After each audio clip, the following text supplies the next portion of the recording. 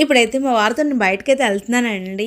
చాలా రోజులయిపోయిందనమాట. ఇలా బయటకైతే ఎళ్తున్నాము. తర్వాత మా వారికి బయట ఏదో పనుందంటే, సరే ఒకరు ఎళ్తున్నారు కదా! నేను వస్తానని చెప్పాననమాట. ఇక్కడేంటంటే మా అబ్బాయేమో రోడ్డు వరకు నేను దిగబడతాను డాడీ అని చెప్పి బండి డ్రైవ్ చేస్తున్నాడు. వాడు డ్రైవ్ చేస్తున్నాడని చిన్న వీడియో అయితే తీశాను. ఇదిగో నేను మా వారైతే స్టార్ట్ అయిపోయాననమాట. అతను అక్కడ బయట పని చూసుకునేటప్పటికి లేట్ అయిపోయింది. ఇంకా పిల్లలకి ఎలాగా వంట ఉంది, భోజనం వంట చేసి వచ్చేసాననమాట. పిల్లలు ఇంట్లో తినేస్తారు. మనం బయట అలా తిందామని చెప్పేసి ఫుడ్ కోర్ట్‌కైతే ఎళ్ళాము. పనైపోయింది కదా అనేసి. ఫుడ్ కోర్ట్‌కి ఎళ్ళినప్పటికి అలా తిరుగుతున్నప్పుడు అనిపించింది చికెన్ తినకూడదు కదా అనేసి. ఇది ఇప్పుడు వీడియో అయితే కాదనమాట. 10 డేస్ బ్యాక్ అండి. అప్పుడు చికెన్ ఎవరు తినట్లేదు కదా!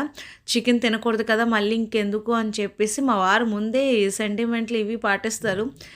ఎక్కువ నాన్ వెజ్ తినరు కదా! మళ్ళీ అదొక తలనొప్పి అనమాట. ఇంకా చికెన్ వద్దనుకోని అక్కడ కాంప్లెక్స్ దగ్గర మళ్ళీ ఏమో నీ సత్యం రెస్టారెంట్ ఏదో ఉంది. అక్కడికెళ్ళిపోయామనమాట. అక్కడైతే బావుంది. నా బర్త్‌డేకి కూడా ఎళ్ళాను. సరే అని చెప్పేసి చిన్న వీడియో తీస్తుంటే ఇక్కడ మా వారు ఫ్లవర్ వాస్ ఇద్దామని ఫ్లవర్ తీస్తే ఫ్లవర్ రాలేదు.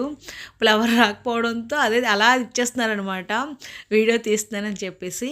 ఇక్కడేంటంటే మటను గోంగూర బిర్యానీ అండి. చికెన్ కాదు.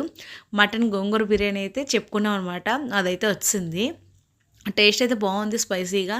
పిల్లల్ని బయటికి తీసుకెళ్దామంటే ఎగ్జామ్స్ అవుతున్నాయి. ఇంక వాళ్ళు రానన్నారు. సరే మేము సరదాగా అలా వెళ్ళాము. అతనికి పనుంది కదా అనేసి సరదాగా అయితే ఇలా డిన్నర్ అయితే బయటే చేసామనమాట. చాలా రోజులు అయిపోయింది. అంటే ఇతను వచ్చినప్పటి నుంచి పిల్లలు అందరం కలిసి వెళ్తున్నాము. ఇలా వెళ్ళడం చాలా రోజుల తర్వాత మేము వెళ్ళామనమాట. ఇలా ఎంతమందికి అలవాటు ఉంది బిర్యానీ తిన్నాక కచంబరి తినడం. Thank you for